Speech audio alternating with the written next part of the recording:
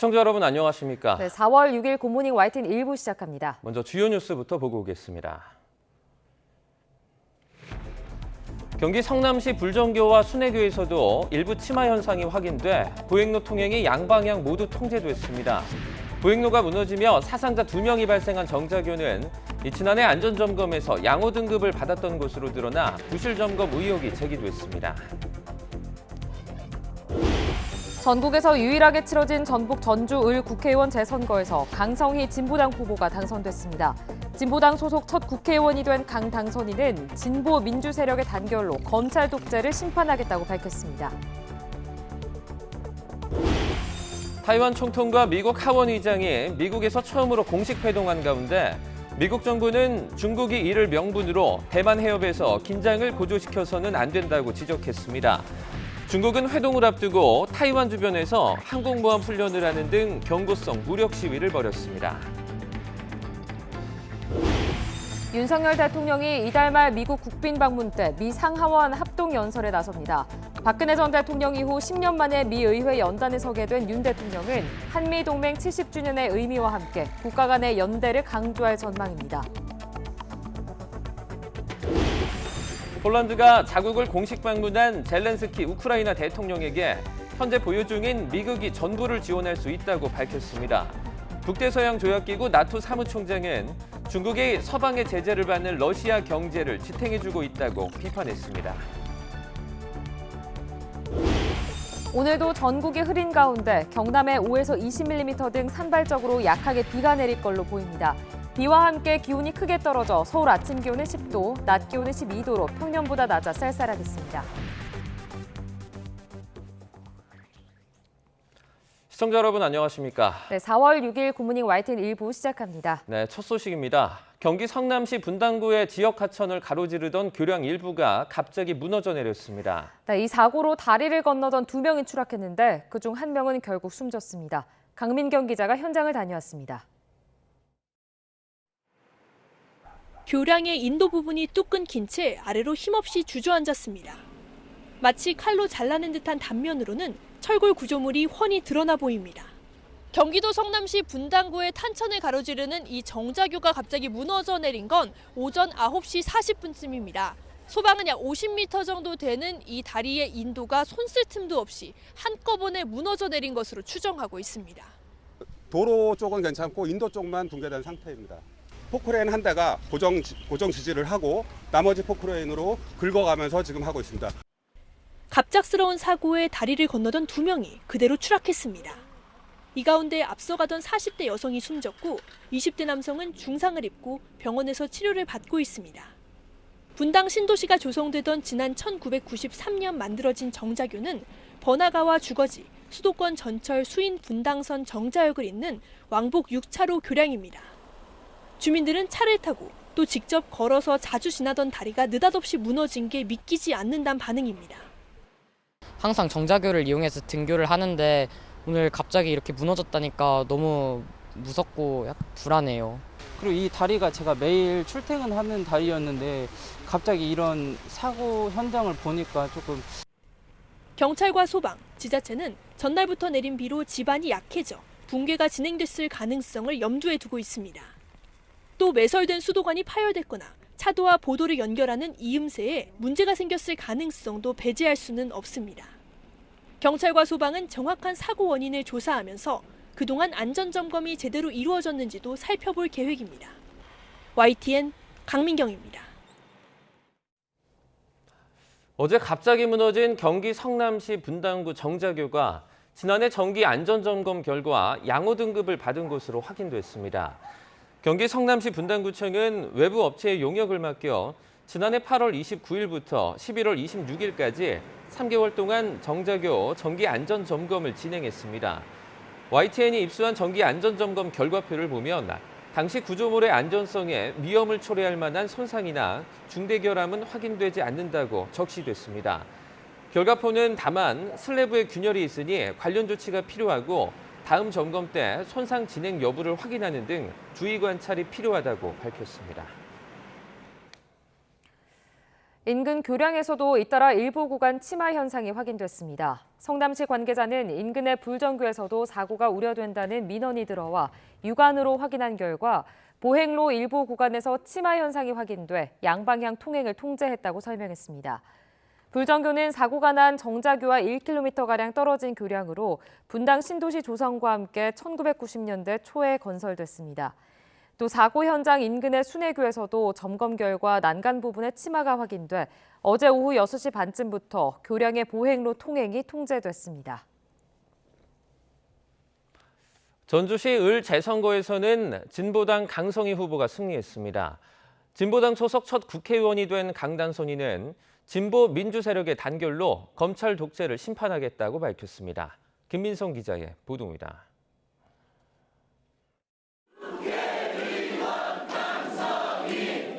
강성희 진보당 후보가 이상직 전 의원의 당선 무효로 생긴 공석을 차지했습니다. 이번 승리로 진보당은 창당 이후 첫 국회의원을 배출하게 됐습니다. 강 후보는 현대자동차 전주공장에서 18년간 근무한 노조 간부 출신으로 진보당 대출금리 인하 운동본부장 등을 역임했습니다. 이번 선거는 누차 말씀드렸다시피 윤석열 정부 심판하는 선거입니다. 전주 시민들이 윤석열 정부 심판하라는 분명한 의지를 보여주신 선거라고 생각하고, 강성희 후보의 당선 뒤에는 전국에서 몰려든 진보당 당원들이 있었습니다. 매주 수백 명, 많게는 1000명이 넘는 당원 자원봉사자들이 모여 번화가는 물론 아파트 단지, 천변 산책길 구석구석을 훑었습니다. 전주 지역의 철새 정치, 그리고 윤석열 검찰 독재를 막을 수 있는 그러한 희망들을 심기 위한 전국의 당원들의 한마음 한뜻으로 오늘 이 자리에 함께하고 있습니다. 2014년 정당 해산 심판으로 사라진 통합진보당의 후신으로 평가받는 진보당. 강 후보의 승리로 호남에서 당의 새 구심점을 확보한 셈이 됐습니다. 그러나 민주당 후보 없이 20% 중반대 투표율에 그친 이번 선거를 호남 민심의 풍향계로 속단하긴 이르다는 시각도 있습니다. 더불민주당 전주는 그래도 더불인데 안 하니까 안 한다 소리가 많지.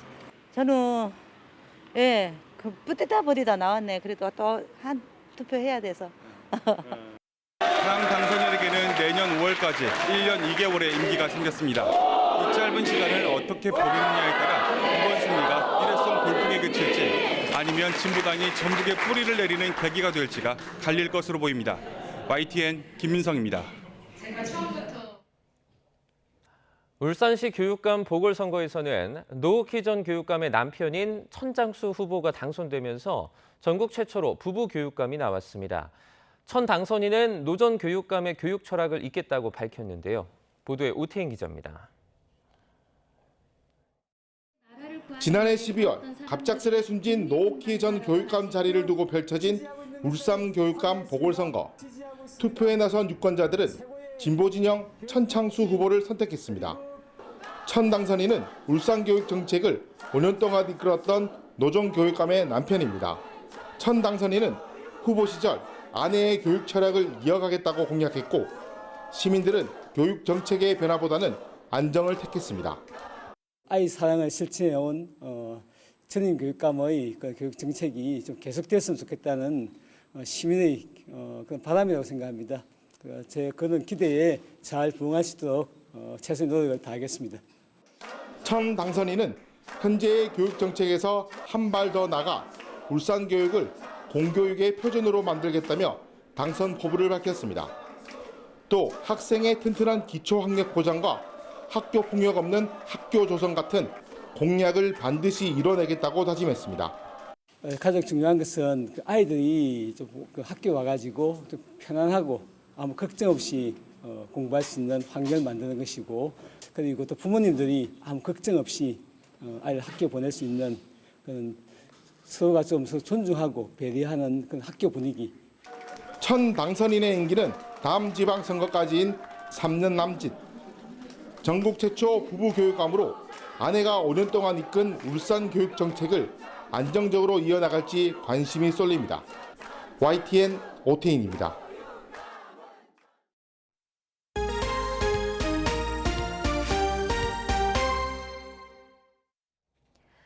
중국의 반발에도 불구하고 차이잉원 타이완 총통이 케빈 메카시 미 하원 의장을 미국에서 만났습니다. 차이 총통과 메카시 의장은 현지 시각 5일 오전 미국 로스앤젤레스 인근 레이건 도서관에서 만났습니다. 미국 언론은 1979년 미국과 타이완이 단교한 이후 미국 땅에서 열린 두 나라 간 최고위급 회동이라고 전했습니다. 토니 블링컨 미 국무장관은 케빈 메카시 하원 의장과 차이잉원 타이완 총통의 회동과 관련해 중국은 이를 긴장을 고조시키거나 행동을 취하는 명분으로 사용해선 안 된다고 말했습니다. 블링컨 장관은 벨기에 브뤼셀에서 열린 나토 외교장관 회의를 마친 뒤 기자회견에서 타이완 고위 인사의 미국 경유는 새로운 것이 아니고 차이 총통이나 전임자 모두 경유한 바 있다며 이같이 밝혔습니다. 또 타이완 총통이 미국을 경유할 때의 면담 역시 전례와 일치하다며 하나의 중국 정책을 포함해 타이완에 대한 미국의 접근은 매우 일관되며 변하지 않았다고 강조했습니다. 윤석열 대통령이 이달 말로 예정된 미국 국빈 방문 때 미 상하원 합동회의에서 연설하기로 했습니다. 윤 대통령은 한미동맹 70주년이라는 특별한 계기에 역사적 연설을 하게 돼 기쁘다고 밝혔습니다. 박석영 기자입니다. 윤석열 대통령이 마이클 맥콜 미 하원 외교위원장을 포함한 미국 의회단을 용산 대통령실에서 접견했습니다. 방한해 주셔서 정말 고맙고 환영합니다. 맥콜 위원장은 윤 대통령에게 미국 국빈 방문 때 상하원 합동회의에서 연설해달라 공식 요청했고 윤 대통령은 한미동맹 70주년이라는 특별한 계기에 역사적 연설을 하게 돼 기쁘다며 수락했습니다. 상하원 합동연설 초청 의사를 전달했으며 윤 대통령은 한미동맹 70주년이라는 특별한 계기에 미 의회 의사당 연단에 서서 역사적인 연설을 하게 돼 기쁘다고 말했습니다. 윤 대통령은 오는 26일 조 바이든 대통령과의 정상회담과 국빈 만찬을 마친 뒤 이튿날인 27일 상하원 합동회의에서 연설할 것으로 전해졌습니다. 역대 우리나라 대통령이 미국 의회 상하원 합동 연설을 한 건 지금까지 6차례입니다. 윤 대통령의 연설은 지난 2013년 5월 박근혜 전 대통령 이후 10년 만이 됩니다. 당시 박 전 대통령은 한미동맹 60주년 기념연설을 통해 동북아 평화협력 구상을 제안했습니다. If the past is anything to go by, our new journey will also be filled with excitement. 윤 대통령 역시 의회 연설에서 한미동맹 70주년 의미를 되새기고 보편적 가치를 공유하는 국가 간 연대를 강조할 전망입니다.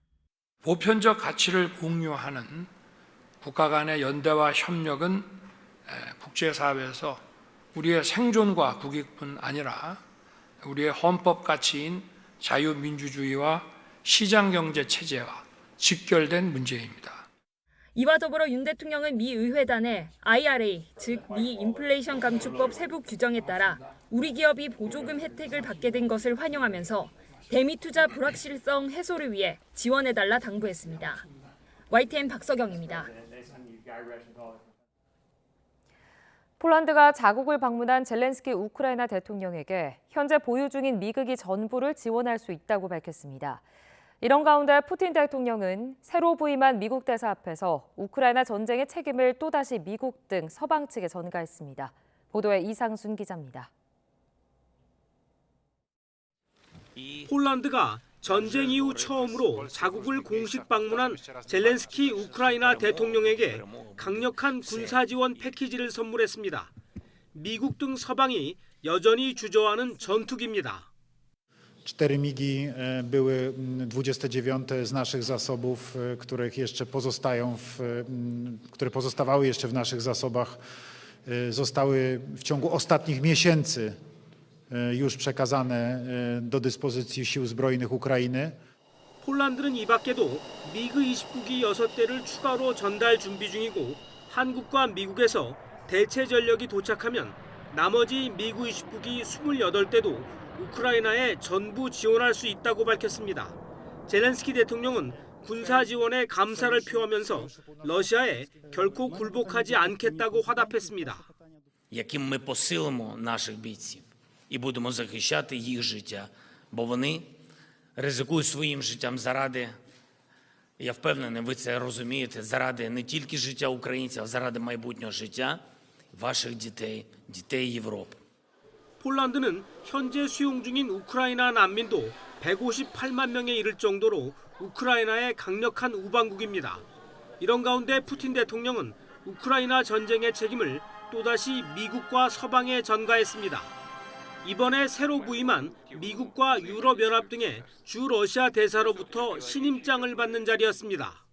О том, что использование Соединенными Штатами Америки в своей внешней политике таких инструментов, как поддержка так называемых цветных революций, поддержка в этой связи госпереворота в Киеве в 2014 году. 이 같은 발언은 2014년 우크라이나에서 친러시아 정권을 축출한 유로마이단 혁명으로 이번 전쟁이 시작됐고, 이는 러시아를 붕괴시키려는 서방의 계획이라는 기존 주장을 되풀이한 것입니다. YTN 이상수입니다. 옌스 스톨텐베르그 북대서양조약기구 사무총장이 중국이 서방의 제재를 받는 러시아 경제를 지탱해주고 있다고 비판했습니다. 스톨텐베르그 사무총장은 5일 벨기에 브뤼셀에서 폐막한 외교장관 회의 직후 가진 기자회견에서 중국에 대한 러시아의 의존도가 갈수록 높아지고 있다며 이같이 밝혔습니다. 그는 최근 열린 중러 정상회담을 평가절하하면서 당시 해외에 핵무기를 배치해서는 안 된다는 내용의 정상회담 공동성명이 발표된 지 며칠 만에 러시아가 벨라루스에 전술핵 배치를 발표한 것을 지적하며 말뿐인 약속이라고 비판했습니다. 다만 현재까지 러시아의 전술핵 배치 발표 이후 실제로 이행 중인 징후는 안 보인다면서도 러시아의 행보를 예의주시해야 한다고 말했습니다. 나토 사무총장은 또 한국의 우크라이나 무기 지원 문제와 관련해 사실상 간접 지원도 지지한다는 입장을 밝혔습니다. 스톨텐베르그 사무총장은 외교장관 회의 뒤 기자회견에서 한국이 탄약 생산을 확대하고 있다는 분명한 입장을 밝힌 것을 환영한다고 밝혔습니다. 스톨텐베르그 사무총장은 탄약 대량 생산국인 한국이 나토 동맹들이 재고로 보충할 수 있도록 생산을 더 확대하고 공급을 늘리는 건 나토 각국이 우크라이나에 대한 지속적인 지원도 가능하게 한다고 설명했습니다. 강남 납치 살인 사건을 수사하는 경찰이 이번 사건의 배우로 의심받는 코인업계 관계자 유모 씨를 체포했습니다. 유 씨가 범행이 벌어진 전후에 주범을 만난 사실도 확인됐는데 당시 사건에 대해 전혀 모르는 상태였다고 해명했습니다. 안동준 기자입니다. 서울 강남 한복판에서 벌어진 납치 살인 사건과 관련해 피의자가 5명으로 늘었습니다.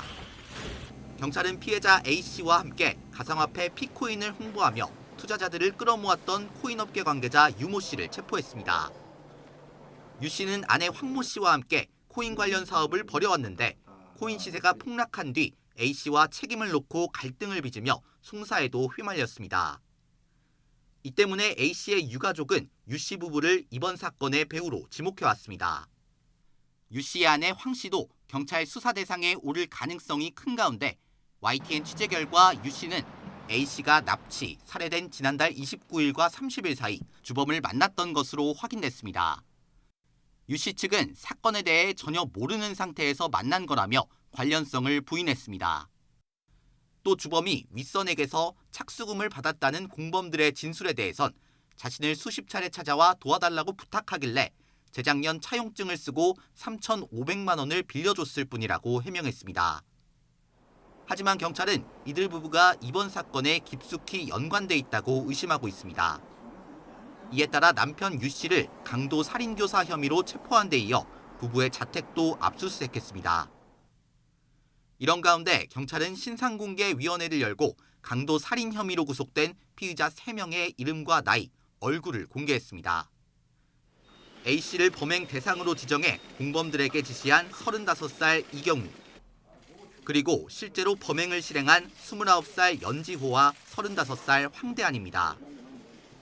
아직 사건의 전모가 뚜렷이 드러나지 않은 만큼 경찰은 신상 공개를 통해 제보가 이어지길 기대하고 있습니다. YTN 안동준입니다. 인천 미추홀구 일대에서 전세 사기를 벌인 혐의로 구속돼 기소된 이른바 건축왕 남모 씨가 첫 재판에서 혐의를 부인했습니다. 인천지방법원에서 열린 재판에서 남 씨의 변호인은 사실관계는 대체로 인정한다면서도 기망과 착오 등을 법리적으로 다툴 여지가 있다며 검찰의 법 적용에 문제가 있어 보인다고 밝혔습니다. 남 씨는 지난해 1월부터 7월까지 인천 미추홀구 일대에서 주택 2,700여 채를 보유하면서 160여 명으로부터 전세보증금 125억 원가량을 가로챈 혐의를 받습니다. 밀수한 향정신성 의약품과 엑스터시, 대마 같은 마약을 서울 시내 460여 곳에 숨겨 유통한 30대가 구속 상태로 재판에 넘겨졌습니다. 서울중앙지검 마약범죄특별수사팀은 36살 이모 씨를 마약류관리법 위반 혐의로 구속 기소했습니다. 이 씨는 지난 2월부터 한 달여 동안 향정신성 의약품인 LSD 200개를 밀수한 뒤에 이 가운데 일부와 엑스터시, 대마 등을 서울 시내 463곳에 은닉 유통한 혐의를 받습니다. 고수익을 미끼로 3,300억 원 규모의 사설 선물 거래 사이트를 운영한 일당이 무더기로 경찰에 붙잡혔습니다. 강원경찰청 사이버수사대는 자본시장법 위반과 도박장 개설 등의 혐의로 사설 선물 거래 도박 사이트 총책 A씨 등 46명을 검거해 16명을 구속했습니다. 또 해당 사이트를 홍보한 인터넷 방송 BJ 등 회원 모집책 64명도 붙잡아 이 가운데 4명을 구속했습니다. 새벽 운동을 나갔다가 우물에 빠진 70대 남성이 15시간의 수색 끝에 구조됐습니다. 인적이 드문 곳에 버려진 우물이었고 비까지 내려 조금 더 늦어졌다면 생명이 위태로운 순간이었는데요. 어떻게 된 일인지 김근우 기자가 취재했습니다. 캄캄한 밤 돌을 층층이 쌓아 만들어진 깊은 우물 아래 한 남성이 몸을 웅크린 채 앉아 있습니다. 이른 새벽 산책을 나와 주변을 걷다 6m 깊이 우물에 빠진 79살 A씨입니다. A씨가 발견된 건 저녁 8시쯤. 15시간 넘게 우물에 갇혀 있다가 구사일생으로 구조됐습니다. 이 우물은 옛날에 동네 이 주변 사람들이 많이 사용했는데 그 수도가 생기고 난 뒤에는 뭐 잘 현재 사용하고 그 위에 덮어놨는데 이거를 아무래도 잘못 보고 디디는 거 빠진 것 같아요. A씨는 우물에 빠진 직후 119에 구조를 요청했지만 정확한 위치를 알리기 전에 휴대전화가 방전돼 꺼져버렸습니다. 소방이 가진 정보는 동굴인데 물이 깊다는 것, 그리고 공군 숙소 주변 두릅밭이라는 내용뿐이었습니다. 곧장 경찰에 협조를 요청해 수색에 들어갔습니다. 하지만 과수원 구석, 그것도 오래 쓰지 않아 오가는 사람도 없는 버려진 우물인 탓에 수색이 쉽지 않았습니다. A씨가 빠졌던 우물입니다. 주변으로 자풀이 무성하고 천막으로 덮인 부분도 있어서 발견이 어려운 상태였습니다. 경찰은 밭 한가운데 동굴이라는 신고를 두고 고민한 끝에 동굴 대신 우물을 샅샅이 수색해 15시간 만에 A씨를 찾았습니다.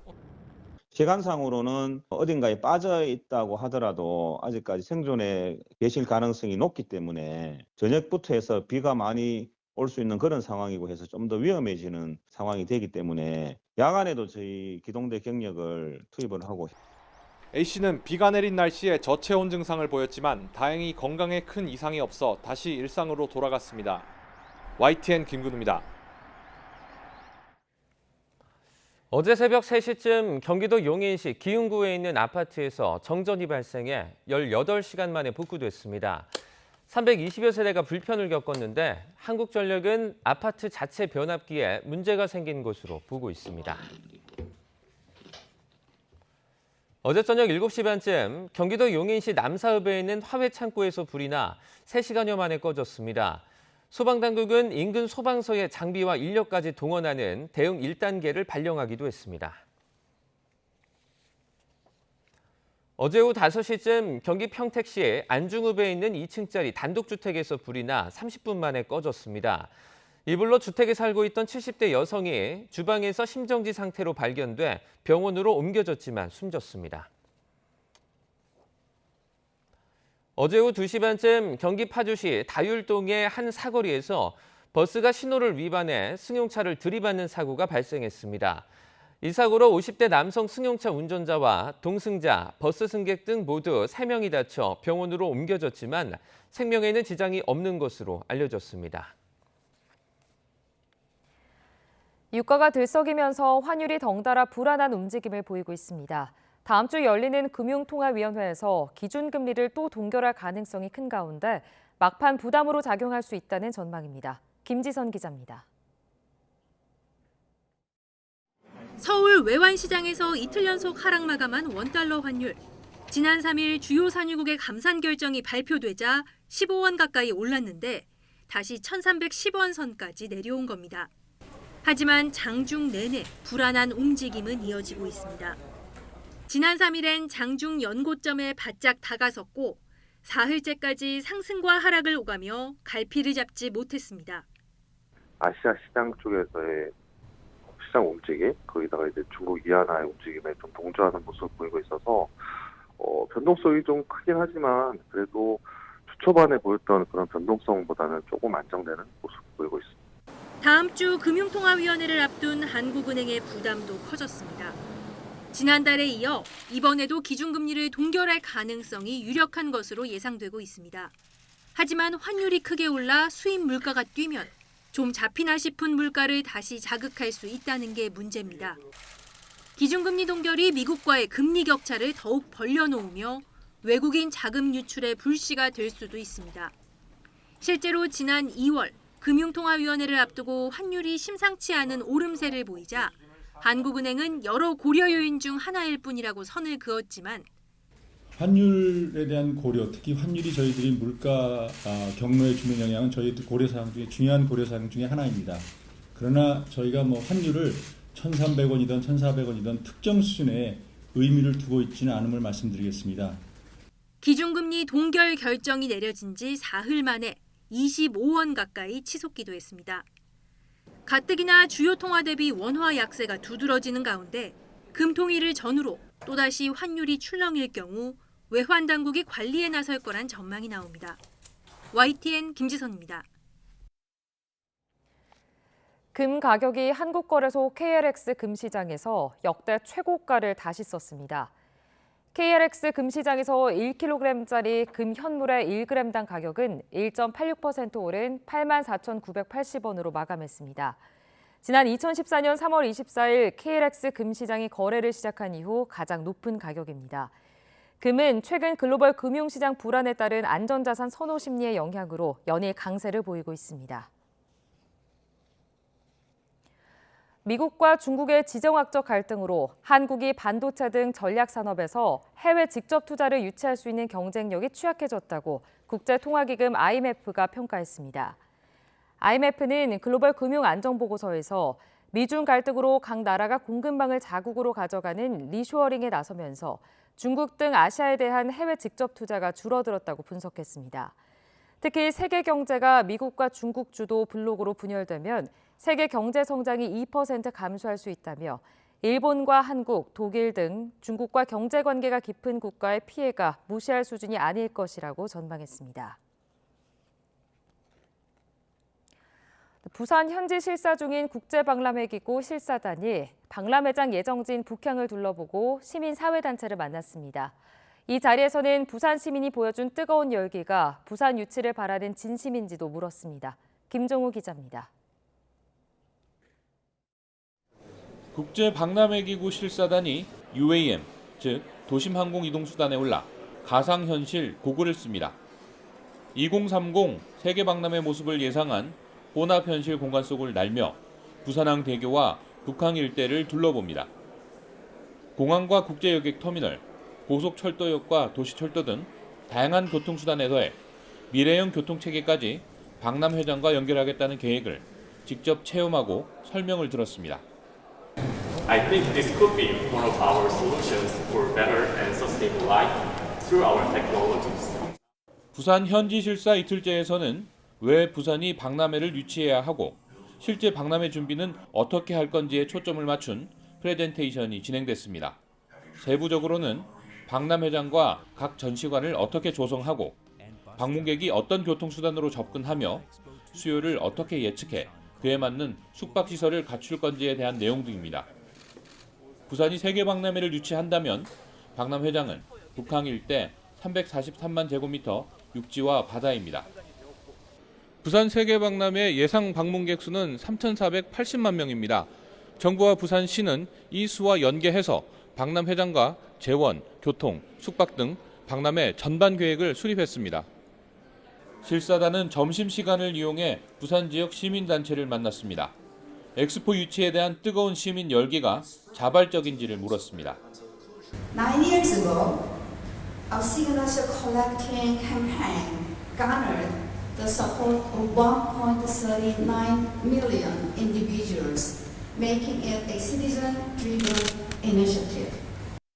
저녁에는 실사단이 매년 가을 부산국제영화제가 열리는 영화의 전당에 초대됐습니다. K컬처 나이트라는 무대로 구성한 우리 문화를 만나는 자리였습니다. YTN 김종호입니다.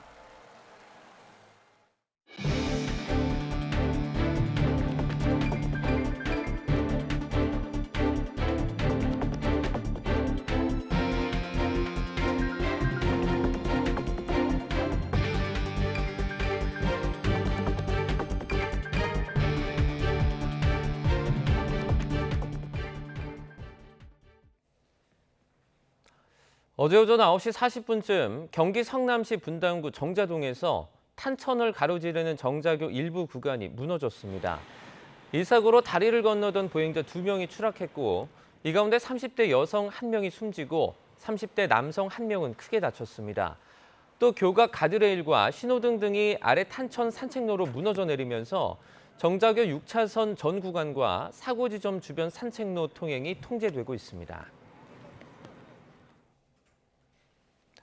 무너져 내린 정자교, 하지만 지난해 안전점검에서는 양호 등급을 받았습니다.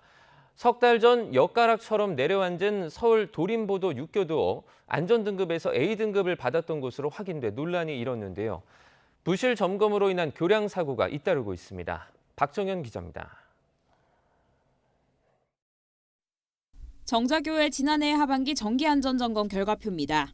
민간 안전진단업체가 구청 의뢰를 받아 지난해 8월부터 11월까지 석 달 동안 교량을 점검한 뒤 작성했습니다. 당시 정자교가 받은 안전등급은 양호. 안전성에 위험을 초래할 만한 손상이나 중대 결함이 확인되지 않는다고 평가됐습니다. 슬래브나 배수시설에서 일부 문제가 발견되긴 했지만 최종 결론은 추가적인 안전진단이 필요하지 않다는 거였습니다. 시설물 안전 및 유지관리법을 보면 정자교는 해마다 2차례 정기안전점검 말고도 2년에 한 번씩 정밀안전점검도 받아야 합니다. 때문에 앞서 재작년엔 정밀안전점검이 이뤄졌는데 이때도 안전엔 큰 지장이 없다는 판단을 받았습니다. 그러나 전문가들은 안전점검을 시행한 업체가 좀 더 정밀하게 살폈다면 처짐이나 균열 등 사고의 징후를 포착할 수 있었을 거라고 지적합니다. 안전점검을 하는 과정에서 처짐이라든지 또는 균열이라든지 또는 단차라든지 이런 부분들을 확인을 하셨으면 실제 사전에 예방이 가능했을 걸로 그렇게 판단이 되는 거죠. 특히 다리 전체가 주저앉은 게 아니라 상판에 덧붙여진 인도 부분만 뚝 떨어지듯 무너져 내린 점에 주목합니다. 차도와 인도 사이 연결 구간의 결합력이 약해지면서 사고가 났을 수 있다고 의심하고 있습니다. 안전점검 자체가 형식적이었는지 원래 부실로 인해서 다리 교량 자체가 철거를 해야만 되는 다리였는지 면밀한 진상규명이 필요하고요. 앞서 지난 1월 갑자기 내려앉은 서울 도림보도 육교 역시 직전 안전점검에서 최고 등급인 A등급을 받은 것으로 드러나 부실 점검 의혹이 불거졌습니다. 안전에 문제가 없다는 진단을 받은 다리가 주저앉고 무너지는 일이 잇따르면서 안전점검이 사고 예방이라는 제 역할을 제대로 하지 못하고 있다는 비판이 나옵니다. YTN 박정현입니다. 어제 진행된 전주시 을 재선거에서 진보당 강성희 후보가 당선됐습니다. 중앙선거관리위원회에 따르면 당 당선인은 39.07%, 17,382표를 얻어 당선을 확정했습니다. 무소속 임정엽 후보는 32.11%, 14,228표를 얻어 2위에 그쳤습니다. 울산시 교육감 보궐선거에서는 노욱희 전 교육감의 남편인 진보진영 천창수 후보가 당선됐습니다. 천 당선인은 15만 3천여 표를 얻어 득표율 61.94%로 38.05%를 기록한 보수진영 김주홍 후보를 23%포인트 차이로 이겼습니다. 천 당선인은 오늘부터 바로 업무에 들어가 다음 지방선거인 2026년까지 교육감직을 수행합니다.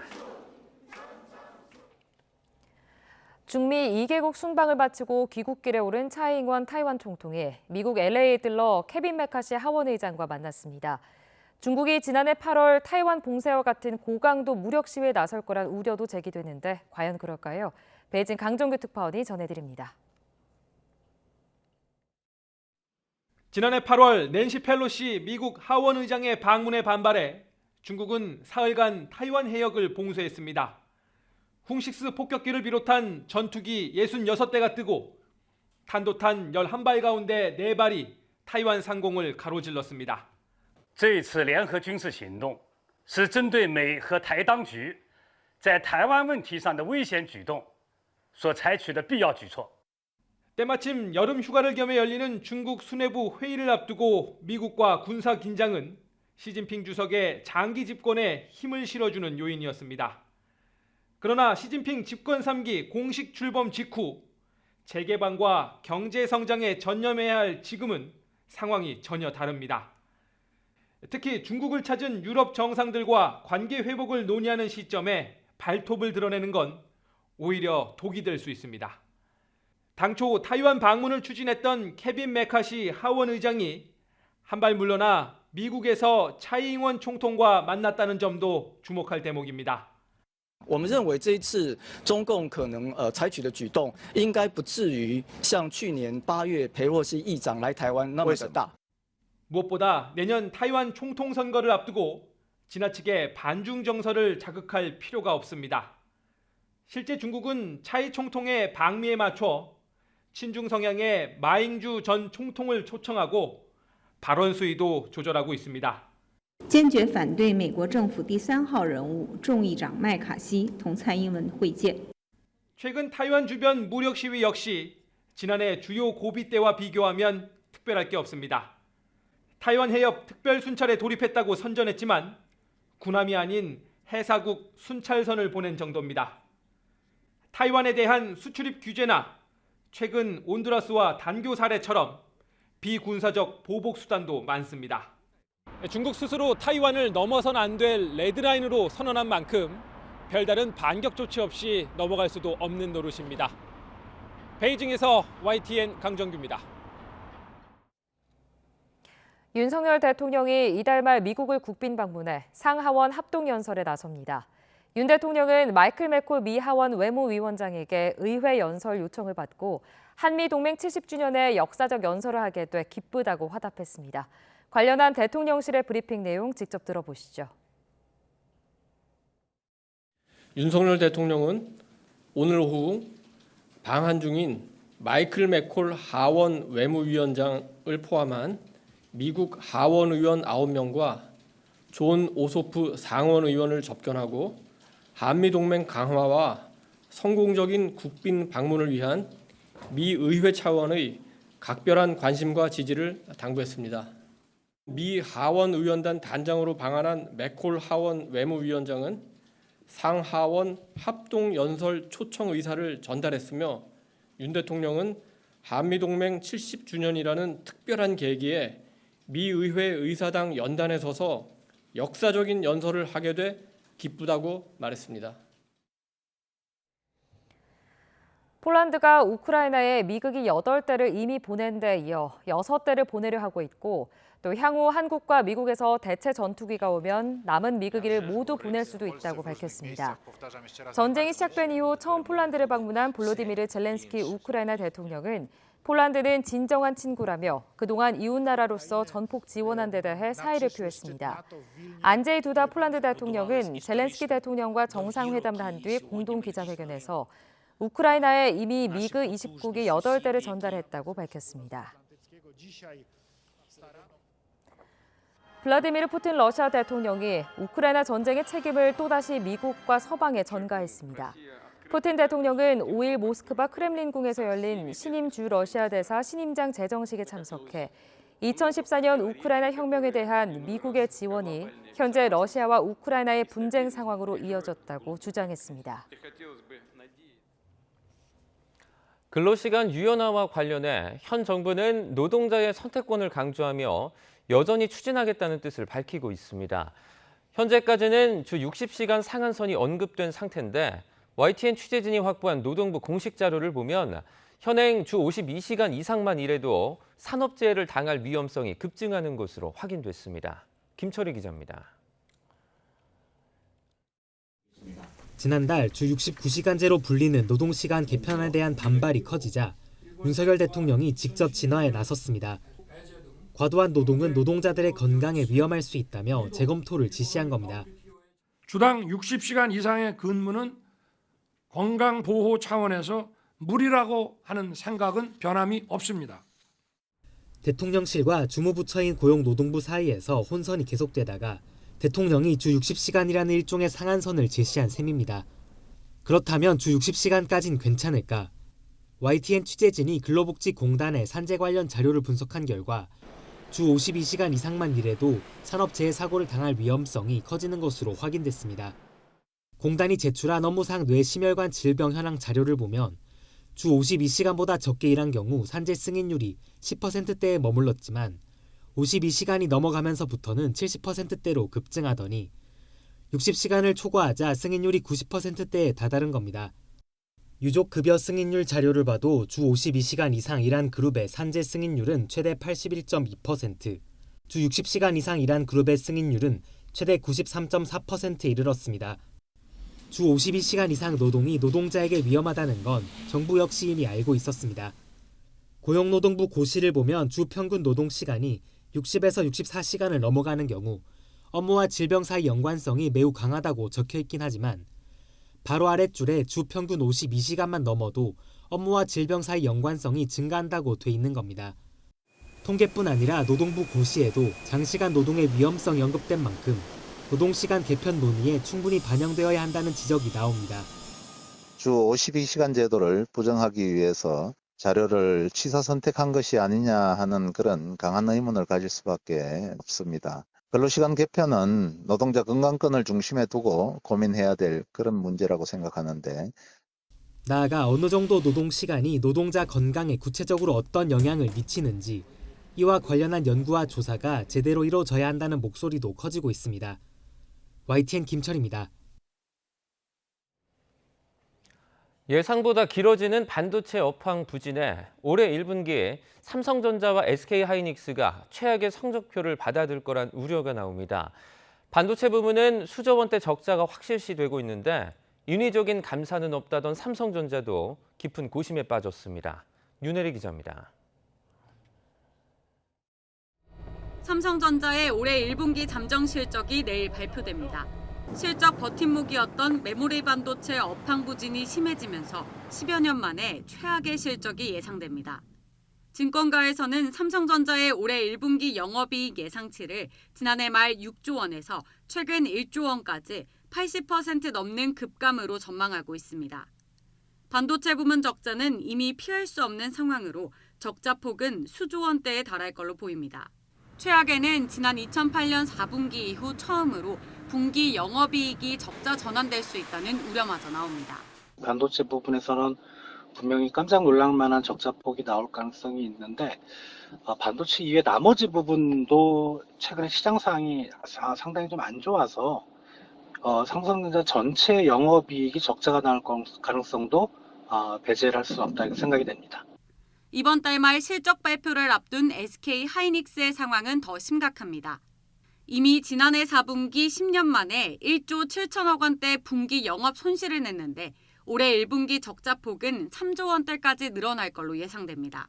SK하이닉스는 설비 투자를 지난해 절반 수준으로 줄이고 감산을 통해 반도체 보릿고개 버티기에 돌입했습니다. 최근에는 운영 자금을 조달하기 위해 2조 원 규모의 해외 교환 사채를 발행하기도 했습니다. 경기 침체 분위기에 반도체 수요 회복이 예상보다 더뎌지는 가운데 인위적 감산은 없다던 삼성전자 기조에도 변화가 있을지 주목됩니다. YTN 윤혜리입니다. 네, 미리 보는 오늘입니다. 군 당국이 오늘 국회 국방위 전체회의에서 최근 북한 동향을 보고합니다. 북한의 핵탄두 보유 현황과 우리 군의 대응 방안에 대한 의원들의 질의와 군 당국의 답변이 오갈 걸로 보이는데요. 이 밖에 일본 후쿠시마 원전 오염수 방출이 우리 해군 작전에 어떤 영향을 끼칠지 등 전국 현안을 놓고도 여야의 공방이 예상됩니다.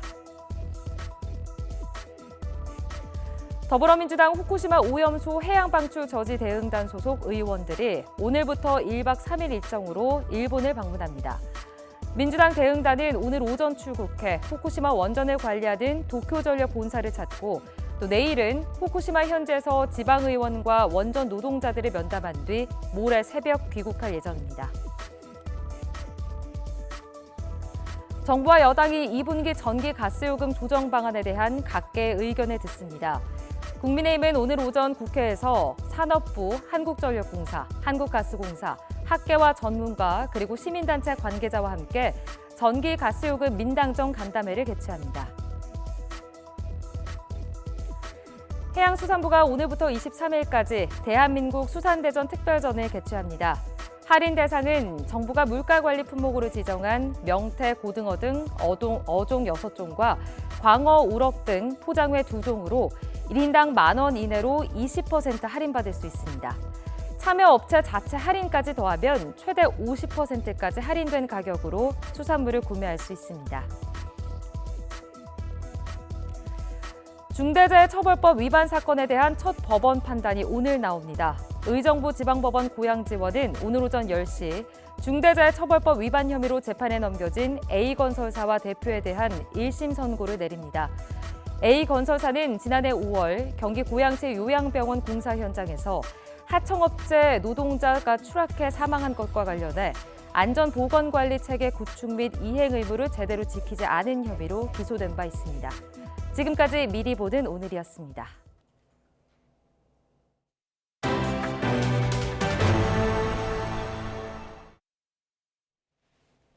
순천만 국제정원 박람회장에는 테마정원만 무려 21곳이 들어서 있습니다. 각각의 주제를 담아 관광객에게 색다르고 풍성한 볼거리를 선사하고 있습니다. 나연호 기자입니다. 순천만 국제정원 박람회장에 들어서자마자 한눈에 들어오는 커다란 언덕과 호수, 전남 순천 시가지를 가로지르는 동천과 도심을 둘러싼 산을 그대로 정원에 담았습니다. 언덕마다 나선형으로 완만하게 난 길을 따라 산책하다 보면 어느새 정상입니다. 일단 하얀색 부분이 길로 잘 표현이 되어 있어서 산책하기엔 되게 좋았고요.